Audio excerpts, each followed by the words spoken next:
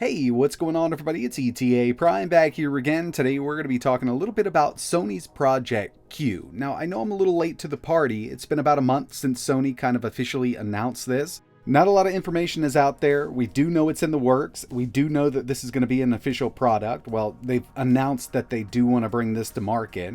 But recently, a little bit of new information has come out during the Microsoft court hearings about Activision and all the crazy stuff going on right now. Unfortunately, this really isn't going to be a new Sony PS Vita or PSP. I was really hoping that something was in the works from Sony with a new handheld device, but this is basically a streaming device. If you're not familiar with this device, basically what we've got here is a kind of a split right down the middle DualSense controller, as you can see here, an 8-inch IPS display at 1080p running at 60 Hz, and you can stream your PS5 content over Wi-Fi with this device. Think remote play for your Android device you have right now in your pocket. Also works with iOS, so you can already do this with the device you possibly own right now. Of course, you're not going to have that 8-inch display unless you're using a tablet with some type of telescopic controller. And the overall design here is a bit funky, but this is what they've shown off right now. We're not sure how much it's going to change before it releases, but one big thing that really has been talked about with Project Q, which I think would open up a lot with it, is PlayStation Plus cloud streaming. So this is something we can do with a lot of different Windows devices, your desktop, your laptop, your handheld gaming PC. It actually doesn't need to run Windows. There's other ways around it.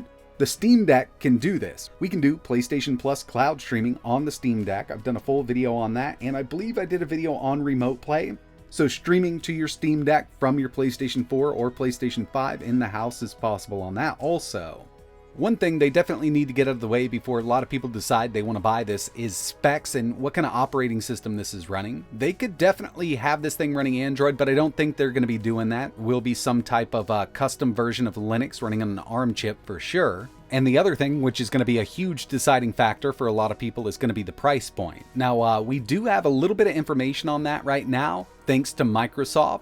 As a lot of us already know, Microsoft is kind of in a court battle right now with the FTC about them trying to acquire Activision Blizzard, and really their lawyers kind of let it slip that Sony is going to be releasing a handheld gaming device, which we're pretty sure they're talking about Project Q, for under $299 in 2023. And under $300 could mean, $299 right there. But, I think they really need to come out of the park with this thing at a much lower cost.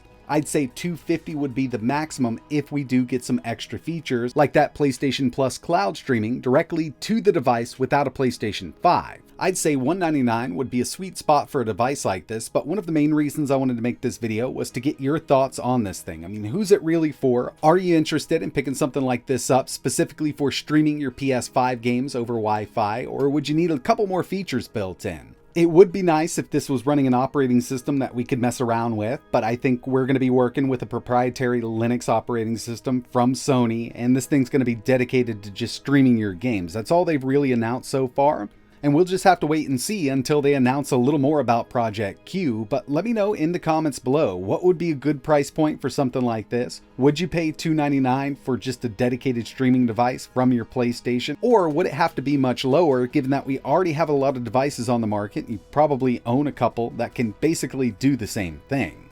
Let me know your thoughts in the comments below, and that's going to wrap it up for this one. I was just thinking about this thing recently, so I figured I'd make a quick video. If you've got any questions, let me know down below. Like always, thanks for watching.